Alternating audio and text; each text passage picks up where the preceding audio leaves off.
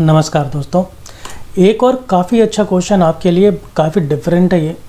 एक चीज़ मुझे आपको इस क्वेश्चन के ज़रिए समझानी है।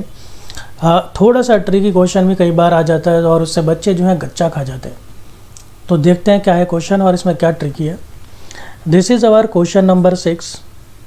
यहाँ पर आपको स्टैंडर्ड मिक्स दिया है, उसी तरह से यूनिट्स, प्राइस और अमाउंट। फिर एक्चुअल मिक्स दे रखा है जी आपका यूनिट्स, प्राइस और अमाउंट।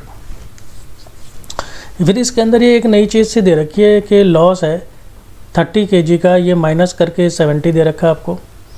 और यहाँ पर लॉस 26 करके आपको आउटपुट जो है वो दे रखा है 74। अब यहाँ पर जो ख़ास बात है वो क्या है कि आपका जो टोटल आउटपुट है ना वो 100 है और वो चेंज नहीं हो रहा है।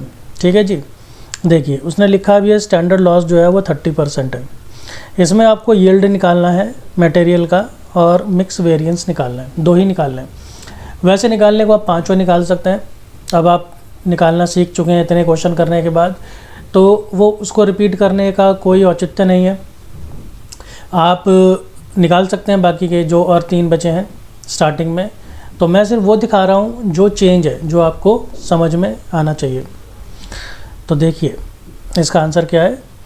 जो ख़ास चीज़ है वही अब मैं शुरू में सबसे पहले आपको बता देता हूँ।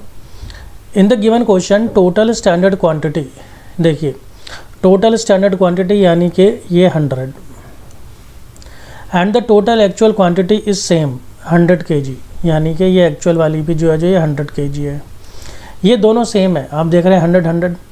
Therefore standard quantity and revised standard quantity will also भी सेम। इसका मतलब स्टैंडर्ड क्वांटिटी और रिवाइज्ड स्टैंडर्ड क्वांटिटी सेम है। इसका मतलब रिवाइज्ड स्टैंडर्ड क्वांटिटी निकालने की ज़रूरत नहीं है। तो इसके अंदर ऐसे केस के अंदर जब ये दोनों के दोनों बराबर होंगे तो ऐसे केस के अंदर क्या होगा, स्टैंडर्ड क्वांटिटी और रिवाइज्ड स्टैंडर्ड क्वांटिटी सेम रहेगी। मैं आपको दिखा भी देता हूँ। मैं आपको रिवाइज्ड स्टैंडर्ड क्वांटिटी कैलकुलेट करके दिखाता हूँ। आइए कैलकुलेट करते हैं। देखिए कैसे कैलकुलेट करते हैं हम। ये होता है सबसे ऊपर, ठीक है, ये आ गया आपका 100। फिर इसके नीचे होती है ये वाली स्टैंडर्ड मिक्स वाली टोटल, ये भी है 100।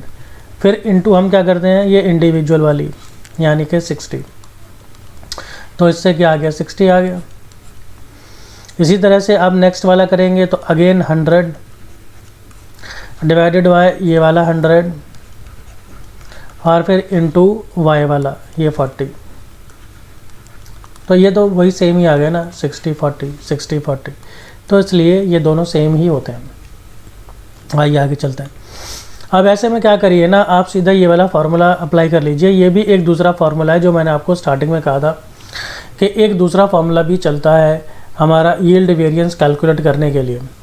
तो देखिए यहाँ पर क्या है हमारे पास, actual yield minus standard yield into standard price per unit. देखिए एक्चुअल यील्ड हमारे पास कितना है, 74।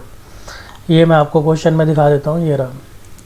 देखिए एक्चुअल यील्ड हमारा जो है 74 है और स्टैंडर्ड यील्ड जो है वो 70 है। तो इसलिए हमारा 74 माइनस 70। ये जो फार्मूला आपको अप्लाई करना है ये इसी तरह के क्वेश्चन में करना है, बाकी वाले में वही करना है जो मैंने आपको अभी तक सिखाया है। अब ये जो स्टैंडर्ड प्राइस है ये कैसे कैलकुलेट होगा, देखिए ये होगा standard material cost divided by standard output.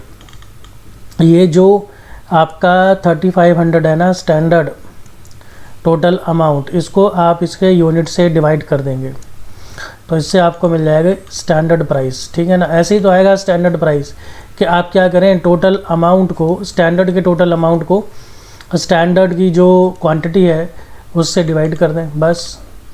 तो ये आपका आ जाएगा 50 रुपये और 50 रुपये को आप यहाँ मल्टीप्लाई कर देंगे। इससे हमें फेवरेबल 200 रुपये मिल गया यील्ड वेरिएंस।